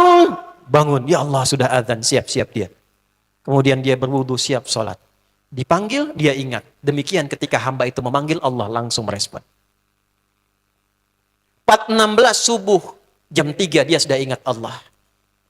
Bahkan yang hebat dia tahajud. Bahkan yang hebat dia istighfar, menunggu subuh. Itu ada di Quran. Surah ke-51 ayat 15 sampai dengan ayat 23. Innal muttaqina fi jannatin wa 'uyun akhidhina ma atahum rabbuhum innahum kanu qabla dhalika muhsinin kanu qalila minal laili ma yahja'un wa bil ashari hum yastaghfirun. Dia tunggu subuh. Orang nunggu subuh 4.16, dia jam 3 sudah bangun bersiap dengan subuhnya. Dia kerjakan tahajud, warming up untuk subuhnya. Dia ingat zikir pada Allah sambil istighfar. Untuk menggugurkan dosa-dosanya, ingat Allah. Dia tangisi dirinya terus. Apa yang Allah berikan kepadanya? Diberikan 4 hal yang senafas dengan zikirnya. Dijawab di Ali Imran ayat ke-16 sampai 17 itu. As-sabirina, was-sadiqina, wal-qanitina, wal-munfiqina, wal-mustaghfirina bil ashar. Orang yang rajin istighfar menjelang subuh, catat rumusnya tuh. Rajin istighfar menjelang subuh, habis tahajud. Ba'da tahajud. Ya, ini untuk rumus menggugurkan dosa, kalimat umumnya. Ya, tahajud dulu sebelum subuh. Misal 4.16 itu subuh. Ya. Kalau baru pemula memulai tahajud, jangan banyak-banyak dulu, gunakan rumus hadis Ibnu Umar. Ya. Nomor hadis 749 di Sahih Muslim dari Nabi sallallahu alaihi wasallam. Atau kama qala, salatul laili mathna mathna. Kalau baru mulai pengen tahajud, ya, jangan banyak-banyak dulu kata Nabi, 2 dulu. Bangunnya jangan terlalu awal, pepetin ke subuh. Supaya bebannya itu jadi lebih ringan. Misal subuh 4.16, bangun jam 4 kurang seperempat, gak apa-apa. 2 rakaat dulu. Ya. Kerjakan dengan ikhlas. Baca surat Al-Ikhlas. 2 rakaat, gak apa-apa yang kul-kul dulu karena baru mulai. Al-Falaq, An-Nas. Witir 1 Al-Ikhlas. Itu pas tuh 3 kul kan. Ya. Setelah selesai istighfar. Astagfirullah. Rasakan kenikmatannya. Ingat, kalau sedang istighfar namanya zikir-zikir itu disebutkan di lisan, dirasakan di hati. Ingat dosa apa yang dibawa sampai detik kita minta ampun itu. Misal tadi habis cela orang, diingat-ingat tuh cara mencela kita yang akan dihisab. Gimana kalau belum minta maaf, belum ketemu istighfar. Sampai kita bisa mengalirkan air mata tuh. Itu kalau bisa melakukan itu, bahkan sebelum subuh, itu sebelum doa, Allah sudah samakan kegiatannya. 1, as-sabirin. Allah tanamkan kesabaran dalam dirinya. Yang rajin istighfar, diringankan kehidupannya dari masalah. Dan istighfar ya, istighfar. Enak istighfar, astagfirullah, astagfirullah. Allah akan lapangkan hatinya. 2, shadiqin. Hidupnya akan selalu jujur. Dan konsisten dalam kebaikan. 3, perhatikan. Qanitin. Ibadahnya selalu khusyuk. Kalau rajin istighfar, sholatnya khusyuk, baca Qurannya khusyuk. Kalau puasa khusyuk. 4, munfiqin. Dilapangkan hartanya sehingga dia bisa rajin infak. Ayo, yang pengen lapang pekerjaan, ya. Pengen lapang, pengen bisa beribadah dengan harta, istighfar dulu, istighfar. Istighfar. Itu dijawab di Quran surat Nuh ayat 10. Faqultu astaghfiru rabbakum innahu kana ghaffar. Aku katakan pada umatku istighfar, minta ampun sama Allah. Ketika Allah ampuni, ayat selanjutnya, yursilis samaa'a 'alaikum midrara wa yumditkum bi amwal wa banin. Kalau Allah sudah gugurkan dosanya, dekat dengan Allah, dibuka aksesnya. Yang kering disuburkan, yang kurang dikayakan, keluarga diberkahi. Istighfar. Jelas? Baik. Nah, itu lakukan kalau bisa menjelang subuh. Ya, mulai sekarang pasang alarm 3 kali ya. Kalau mau bangun 4 kurang seperempat, pasang jam 3, setengah 4 dengan jam 4 kurang seperempat. Alarm pertama untuk mematikan alarm kedua. Alarm kedua siap-siap. Besok kan begitu, kan? Bismika Allahumma ahya. Bismika amud. Nah, mati beneran dia tuh. Ya, bangun jam 3, begitu sadar jam 6 kan? Ya. Lihat fokus. Jelas? Nah, tahan. Saya belum sampai ke intinya tadi.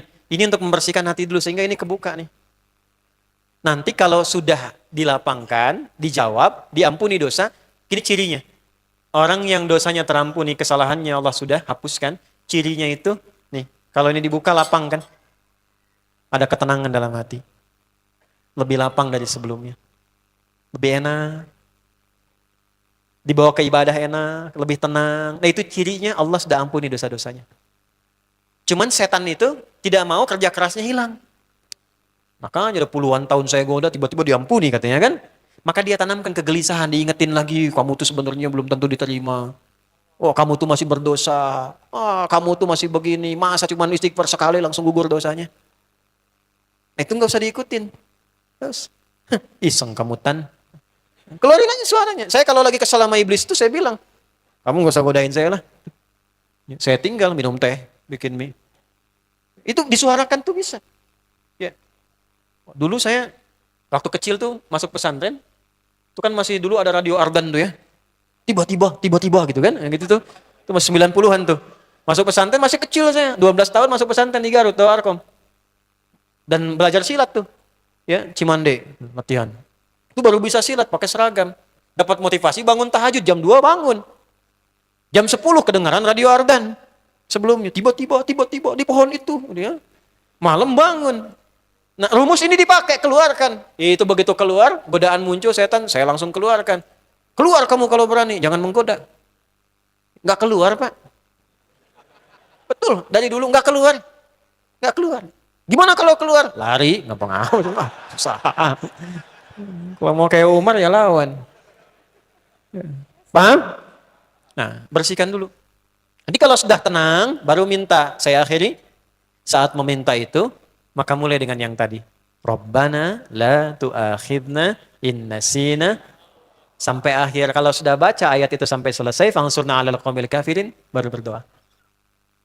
Nah, jadi saya mohon maaf ya.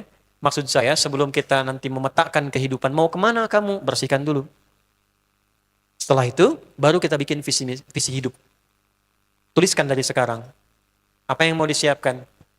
Nah, bagaimana cara kita membuat visi hidup supaya tertata dan lalu kita iringkan doa? Itu materi selanjutnya nanti yang akan kita bahas di pertemuan yang lain insya Allah. Tapi yang paling penting, malam ini kita punya jawaban mau kemana. Minimal kita sadar bahwa tidak selamanya kita hidup di dunia. Satu saat kita akan kembali kepada Allah. Dan status yang ingin diraih, status apa? Al-marhum. Jelas ya? Paham? Baik. Malam ini itu yang barangkali ingin dibahas. Saya punya janji tadi menerangkan.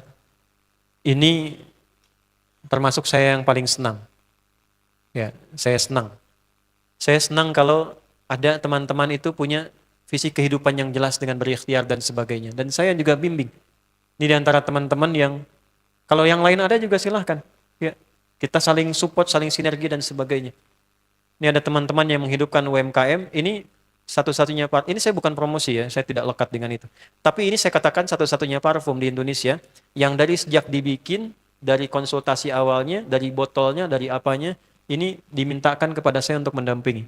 Jadi saya pastikan ini satu-satunya yang saya sangat ketahui, ya, yang insya Allah saya dampingi dari awalnya sampai dari botol, sampai dari takaran, ya, apakah pakai alkohol atau tidak dan sebagainya. Ini satu. Tapi saya senangnya apa? Ini dibuat oleh orang-orang yang berhijrah untuk mendekat kepada Allah Subhanahu wa taala. Dan satu-satunya yang punya konten. Jadi kita bantu dengan konten. Misalnya kan tahu parfum sunnah Nabi, parfum yang bagaimana tuh? Belum pernah dengar kan parfumnya Abu Bakar, parfumnya Umar, parfumnya sahabat-sahabat, wanginya apa dan sebagainya. Ini satu-satunya yang punya konten. DP. Nah, saya besok-besok ingin mempersaudarakan Anda semua. Sehingga besok kita bisa punya aplikasi sesuai dengan daerahnya. Ini Kota Bandung, kenapa Anda yang banyak ini nggak bersaudara? Bikin database aplikasi. Kemudian masukkan ke situ jadi UMKM yang hidup di sekitarannya. Siapa yang jualan beras, akhi, masukkan ke situ. Apa nggak ada yang di sini banyak begini bisa bikin aplikasi? Kenapa nggak antum bikin? Pusatkan di setiap masjid-masjid persaudaraan. Bandung, yang punya masjidnya ada berapa? Yang punya jualan beras, si fulan, masukin. Yang jualan sayur, si fulan, masukin. Maka berputar di situ. Yang butuh bantuan siapa? Nanti ketika zisnya akan disalurkan, koneksikan dengan masjid-masjidnya, hidupkan. Tinggal masukkan aplikasi, tinggal update di situ, tinggal sambungkan hidup. Cimahi bikin. Ya, kemudian bagian lain bikin, Bandung Barat bikin, Kabupaten Bandung bikin. Demi Allah saya katakan. Kemudian ustadznya bimbing, saling kompak, satukan, rukunkan, hidupkan Qur'annya, hidupkan sunnahnya. Sunnah itu jangan cuma dituliskan di hadis, praktekkan keseharian. Kita itu paling khatam dari bangun tidur sampai tidur lagi ada caranya. Ya, maka dari itu yang seperti ini kita support tuh. Siapa lagi nanti yang punya baju koko, yang punya apa lagi, itu hidupkan. Ya, cuman maaf ketika sudah ngaji. Jualan simpen dulu. Segala rupa simpen dulu sehingga semua terisi. Ya, untuk meluruskan niatnya. Nah, teman-teman sekalian, terakhir saya mengucapkan terima kasih kepada pihak UPI. Saya insya Allah bagian dari keluarga di UPI. Jadi izin barangkali Pak Rektor dan keluarga besar, kalau ada apapun Pak Rektor yang diharapkan atau kita bisa sinergikan, dipersilahkan. Kami kerjasama izin Pak Rektor dengan beberapa kampus melakukan pendampingan pada mahasiswa-mahasiswa muslim. Jadi sekarang ada beberapa kampus yang kami dampingi mahasiswanya sambil kuliah, sambil menghafal Al-Quran. Ya, dan menghafalnya dia 30 juz dan spesialisasi jurusan. Misal 30 juz itu sampai wisuda 4 tahun kayak tadi wisuda, itu 30 juz selesai, saat di wisuda khatam Quran 30 juz. Dan saat bersamaan dia belajar ayat Quran, kurikulumnya spesialisasi jurusannya. Misal fisika apa ayat-ayat yang terkait dengan fisika. Lalu hadisnya apa? Ulama dulu risetnya mana? Yang sekarang seperti apa? Nanti kelas itu dikoneksikan dengan ya I4, Ikatan Ilmuwan Internasional Indonesia, dengan kelas-kelas yang kami buka 20 negara. Jadi nyambung di situ. Ya, kalau UPI nanti ingin juga berminat, kita bisa sinergikan Pak Rektor. Kita paketnya bagikan gratis, teman-teman tinggal ada kemauan. Ya, cuma nanti dengan teman-teman disambungkan ke muslim, kita punya muslim 100 orang 24 jam. Gitu. Dan saya kasih tahu sekarang, selevel Amerika pun itu sudah menghafal Quran. Jadi di Amerika sekarang sekolah Islamnya nggak ada Qurannya, itu nggak laku.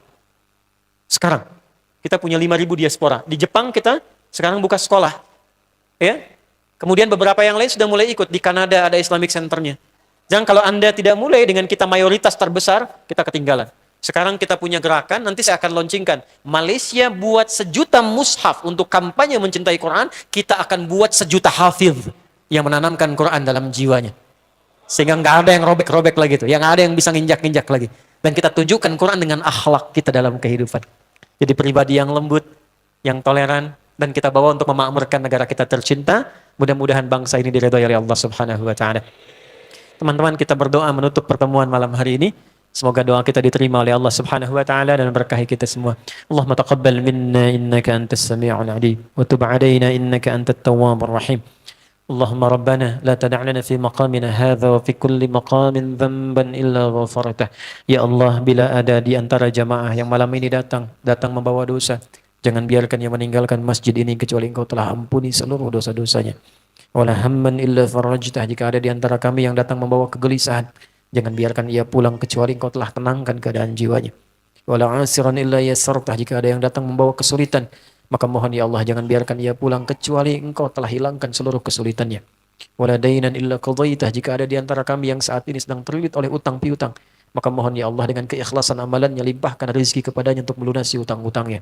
Allahumma ati anfusana taqwaha wa zakkiha anta khairu man zakkaha anta waliyuha maulaha waj'al baqiyata hayatina hayatan thayyibah wa akhir wafatina husnal khatimah.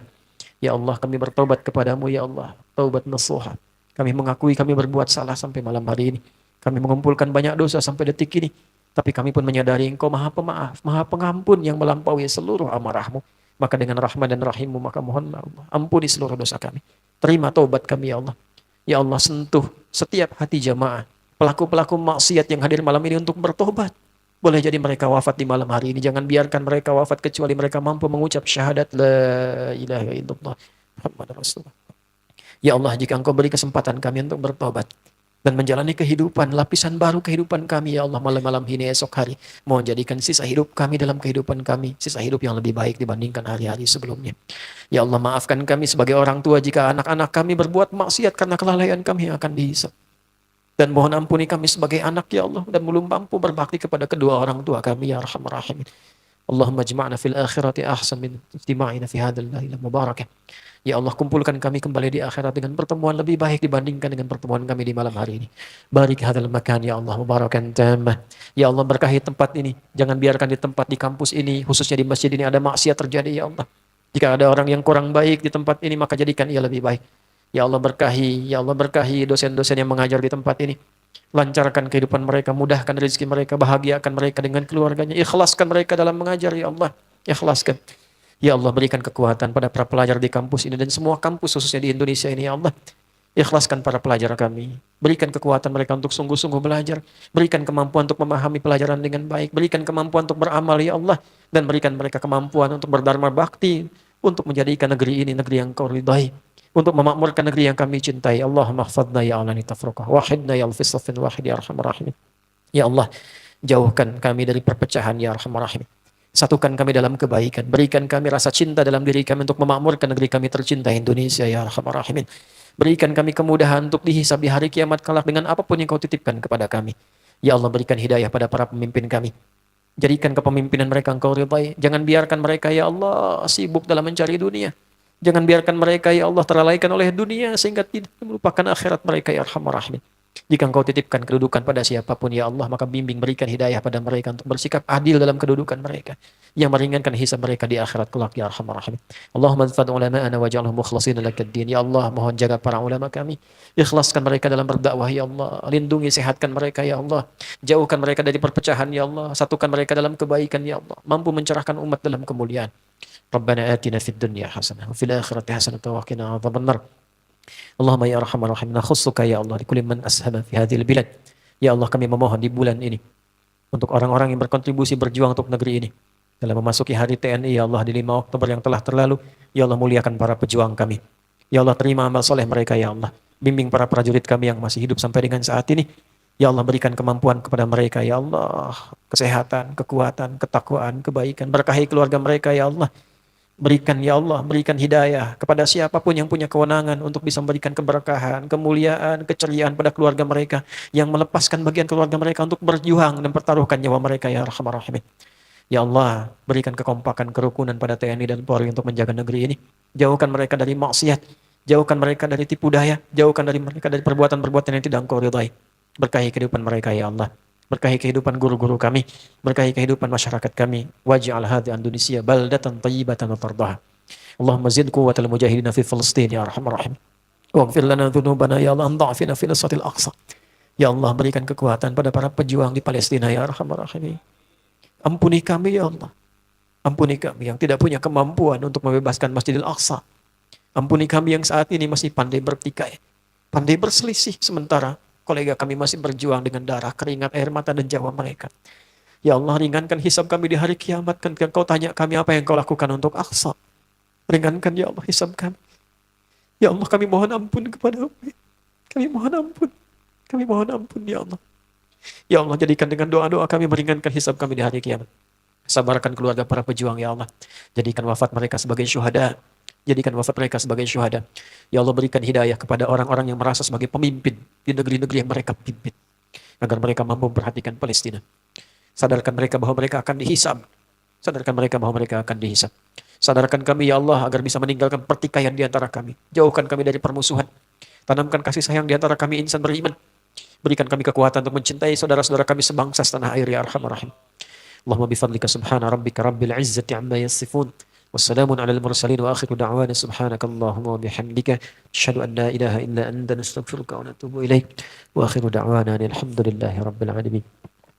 Terima kasih, maafkan saya, semoga Allah ridai kita semuanya, dan mohon tertib, sampahnya dibawa, tertib di jalan semuanya, dan semoga Allah berkahi kita semua. Assalamualaikum warahmatullahi wabarakatuh. Sebentar sebelum saya bisa, Pak Rektor izin tadi yang baca Quran, saya terima kasih dibacakan ayat Quran sebelum masuk.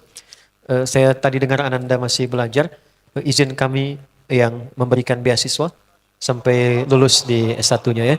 Insya Allah nanti tolong dihubungi staf kami supaya nanti untuk pembayaran SPP-nya kami yang insya Allah tanggung. Mana yang dari jauh? Datang dari jauh? Dari mana? Lampung. Ada yang lebih jauh dari Lampung? Lombok. Lebih jauh dari Lombok? Medan. Maksudnya dari Lombok sengaja ke sini atau kuliah di sini? Oh, kuliah di Unpas. Ini yang sengaja datang dari jauh ke sini. Dari mana? Subang. Jauh sekali. Hah? Dari mana? Cibaliung, Ujung Kulon. Ujung Kulon, paling kidul dari Menes. Dari sini 7 jam, 8 jam berarti. Ada yang lebih jauh? Bagus, Garut jauh banget. Ya? Medan, baik. Ini untuk Bapak yang dari Medan. Nah, saya beri hadiah. Tolong diberikan. Ini yang dari Ujung Kulon, Pak. Silakan. Itu cek dulu ada isinya enggak? Ada? Ada yang lebih jauh dari Medan? Ya. Pekanbaru, Masya Allah, tawakal kepada Allah, mudah-mudahan insya Allah diberikan rahmat Allah yang mulia. Tolong Mas diberikan hadiah yang dari Pekanbaru ya, diberikan Terima kasih, saya mohon pamit, saya harus langsung keluar kota. Jazakumullah khair. Assalamualaikum warahmatullahi wabarakatuh.